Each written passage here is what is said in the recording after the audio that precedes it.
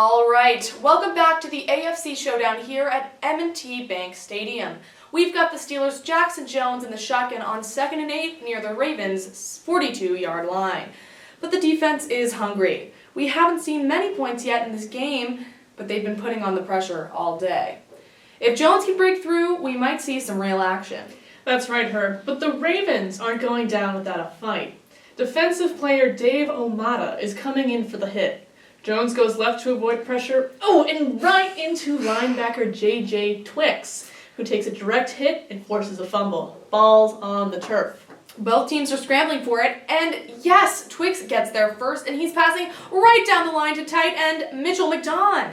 Tough play for the Steelers. Hang on. We're getting a word in the studio that the Steelers are trying to invoke the power of friendship to win them the game. It's an interesting call. We all know the Steelers are friends. When they go to the circus together, they all get the same flavor of ice cream to prove it. But are they best friends? Time will tell. Oh, in a stunning upset, the Ravens are also attempting to invoke the power of friendship. This is a hard one, Lou. The Steelers have sleepovers at each other's houses almost every Friday, and sometimes on a Wednesday if their moms say it's okay. Sure, but the Ravens were able to work it out when half the team wanted to trick-or-treat downtown for the novelty, and half wanted to trick-or-treat in the suburbs for a better candy haul.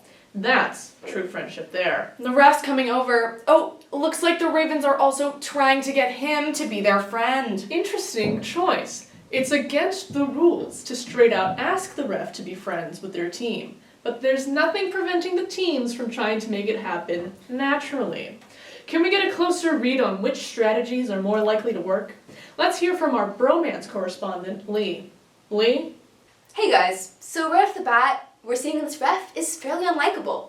His last girlfriend has called him difficult, closed off, and unfairly critical of other people's choices.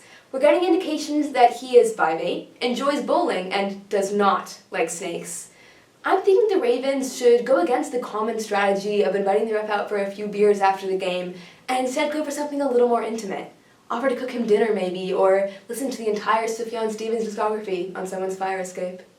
Back to you. Thanks so much, Lee. It looks like this is going to be a tough nut to crack. The Steelers are hanging back on this one. That's a good call. Their past attempts at befriending refs have leaned too far into homoeroticism. And as we say here at the NFL, homoeroticism may win you the ref, but it won't win you the game. Oh, the ref has rejected the Ravens' offer of friendship. That's going to cost them today. Tough play for the Ravens. They should not have offered him a zoo trip tomorrow. Everyone knows the zoo is closed on Sundays, and this ref has been around the friendship block enough times to not fall for that one. Oof. The Steelers are trying to regain the lost ground by starting a game of Duck, Duck, Goose. This might take a while. Quarterback Mev Clinton, it takes a famously long time to call Goose. Lou, why don't we pull up the board and talk through the Ravens' next moves? Omata and Twix are here and here. Note how, even though they're across the field from each other, they're still engaging in friendship techniques by texting each other pictures of their matching corgis. The corgis are brothers, folks. We haven't seen two related corgis on the M&T Bank field since '93. You've got that right, Lou. In the back pocket here, we've got defensive Steelers lineman Bobby Kahn, and it looks like he's coming over and around for a high five with Clemson. They've got their hands up. They're running towards each other. And they've missed. Sad. Look at each other's elbows, gents. I learned that from my aunt. I don't care. Yeah, come on.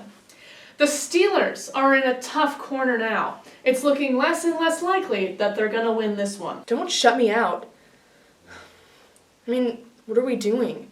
We sit here all day and we talk about friendship, and you won't even hang out with me, with our wife. We've had this conversation. Just because our wives are the same person doesn't mean that we have to be anything other than coworkers. I just think we have a lot of shared interests. For example, our wife and football and friendship, and maybe we could talk about that over a beer sometime. Oh, the Steelers are making a last-minute switch-off. They're bringing someone in from the sideline. It's noted rookie Carl Phillips.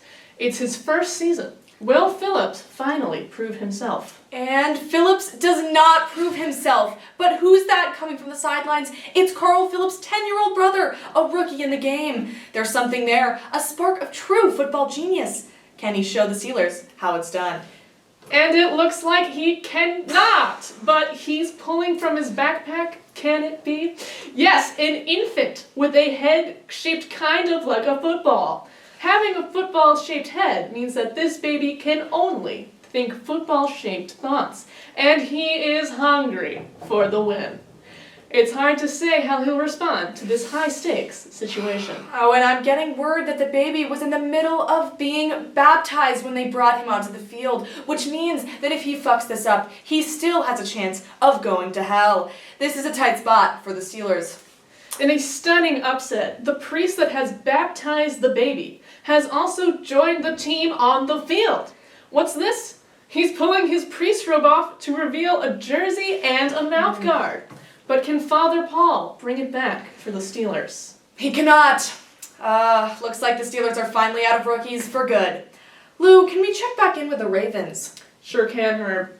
Since we last saw them, the Ravens have started a podcast, stopped their podcast, and formed a series of fun, healthy inside jokes about the time they started a podcast together. Things are looking good for them. In fact, I think their power of friendship may be growing to an unsustainable rate. Look out!